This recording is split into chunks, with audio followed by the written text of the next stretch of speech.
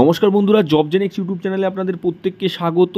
অত্যন্ত গুরুত্বপূর্ণ update DA নিয়ে। আপনারা প্রত্যেকেই জানেন যে ইউনিটি ফর্মের দেবপ্রসাদ হালদার বাবু আরটিআই করেছিলেন ষষ্ঠ বেতন কমিশনের পূর্ণাঙ্গ রিপোর্ট পাওয়ার জন্য, যেটা আমি পূর্বের ভিডিওতেও আপনাদের জানিয়েছিলাম।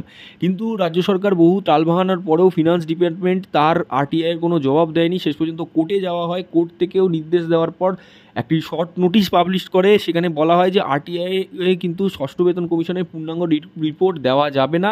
আপনি দেবপ্রসাদ হালদারবাবুকে বলা হয় আপনি পরবর্তী পদক্ষেপ গ্রহণ করতে পারেন, আপনার যা করার।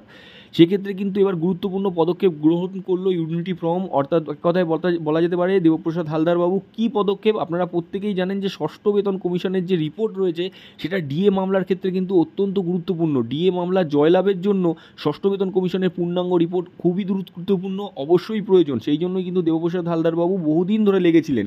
কি বলা হয়েছে দেখুন, কলকাতা হাইকোর্টের বিচারপতি সব্যসাচী ভট্টাচার্য 1 অক্টোবর 2023 রায়ের পরে গত 28 ফেব্রুয়ারি 2024 তারিখে ষষ্ঠ বেতন কমিশনের সুপারিশ কপি বিষয়ে ডিএ মামলাকারী দেবপ্রসাদ হালদারের আরটিআই আবেদন পশ্চিমবঙ্গ তথ্য কমিশনের দেখতে হচ্ছে শুনানিতে রাজ্য তথ্য কমিশনের শ্রী নবীন প্রকাশ মহাশয় সেটি 4 সপ্তাহের মধ্যে দিতে আদেশ করেছেন সংশ্লিষ্ট জন তথ্য অধিকারকে।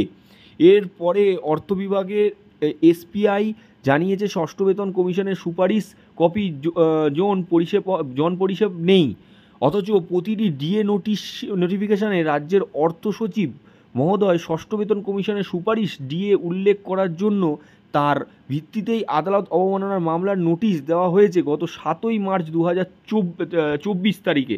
অর্থাৎ যে আমি আগেও বলেলাম যে হাইকোর্ট কিন্তু নির্দেশ দিয়েছিল যে আরটিআই পূর্ণাঙ্গ রিপোর্ট কিন্তু দিতে হবে ষষ্ঠ বেতন কমিশনের, কিন্তু সেটা কিন্তু অর্থ দপ্তর দেয়নি। শেষ পর্যন্ত আমরা বলেছিলাম যে দেবপ্রসাদ হালদারবাবু অবশ্যই পরবর্তী পদক্ষেপ গ্রহণ করবেন, সেটা কিন্তু গ্রহণ করা হলো এবং আদালত অবমাননার মামলা আনা হলো রাজ্য সরকারের বিরুদ্ধে, ফিনান্স ডিপার্টমেন্টের বিরুদ্ধে। এক্ষেত্রে কিন্তু ফিনান্স ডিপার্টমেন্টকে বাধ্য করা হচ্ছে ষষ্ঠ বেতন কমিশন দেওয়ার জন্য। এই রিপোর্টটা দেখতে পাচ্ছেন, এই রিপোর্টটাতে কিন্তু আরটিআই করা হয়েছিল। আরটিআই করার পর কিন্তু কোনো জবাব পাওয়া যায়নি। তারপরেও কিন্তু অনেক লড়াই টালবাহানার পরে রাজ্য সরকার জানায় যে ষষ্ঠ বেতন কমিশনের পূর্ণাঙ্গ রিপোর্ট দেওয়া যাবে না, আপনাদের যা পরবর্তী পদক্ষেপ গ্রহণ করার করতে পারেন। সেক্ষেত্রে কিন্তু গুরুত্বপূর্ণ পদক্ষেপ গ্রহণ করা হলো। 7 মার্চ আদালত অবমাননার মামলা কিন্তু শেষ পর্যন্ত ধার্য হলো কলকাতা হাইকোর্টে। এবার বাধ্য হবে রাজ্য সরকার ষষ্ঠ বেতন কমিশনের রিপোর্ট দিতে, যেটা কিন্তু ডিএ মামলার ক্ষেত্রে খুবই গুরুত্বপূর্ণ আপডেট ছিল। আপনারা জানেন যারা সরকারি কর্মী রয়েছেন, ষষ্ঠ বেতন কমিশনের রিপোর্টটা কিন্তু খুবই গুরুত্বপূর্ণ। আপনারা অনেকেই জানতে চেয়েছিলেন, আমরা কিন্তু কন্টিনিউ আপনাদের ষষ্ঠ বেতন কমিশনের নিয়ে আরটিআই নিয়ে যেরকম আপডেট উঠে আসছে আপনাদের সামনে তুলে ধরছি। তো অবশ্যই জনস্বার্থে শেয়ার করবেন এবং আপনাদের মতবাদ কমেন্ট বক্সে জানাবেন।